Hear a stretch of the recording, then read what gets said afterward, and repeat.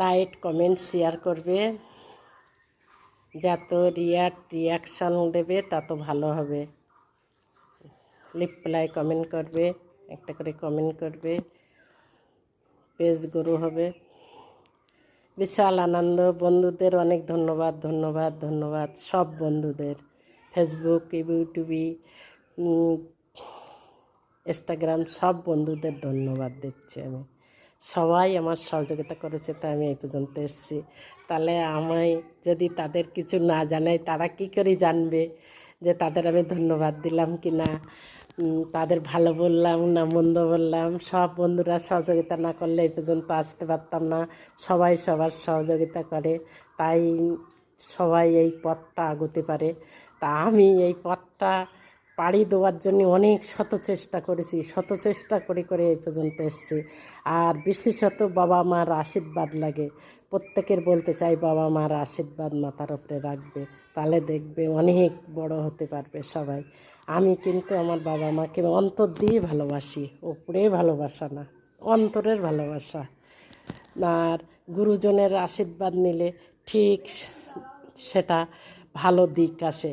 সকালে দেখো গুরুজনদের আশীর্বাদ নিতে যেয়ে আমার এদিকে ভুলে গিয়েছিলাম, 8টা 8:30 বেজে গেল। তারপরে আমি ফটো দিলাম, তারপরে আমি পেজ করলাম।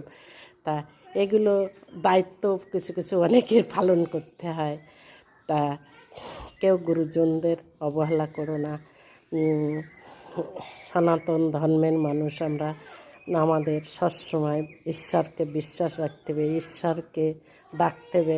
এখনই ডাকার টাইম, এরপরে ডাকা যায় না। তা ঈশ্বরকে ঠিক মন থেকে ঈশ্বরকে ডেকে অনেক লাভ হয়েছে। তাই আজকে আমার বিশাল আনন্দ লাগছে।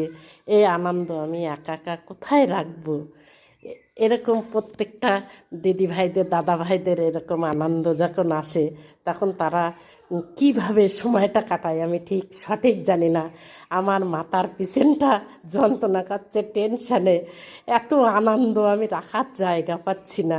আমি সকালে খুলি যে আমার কি আনন্দ লেগেছে, সে আমি কি বলবো। যে একটা মানুষ যখন প্রত্যেকটা পেজে ভাইরাল হয়, তখন তার আনন্দ খুশির জোয়ার ভেসে যায়। তা আমি প্রত্যেকের দেখতাম আর আফসোস করতাম। আজকে যখন আমি দেখেছি আমার আনন্দর জোয়ার এসে গেছে। তা সবাই এরকম এগিয়ে যাও, সব বন্ধুদের অনেক সহযোগিতা আমি এই পর্যন্ত এসেছি। সবাইকে ধন্যবাদ। সবাই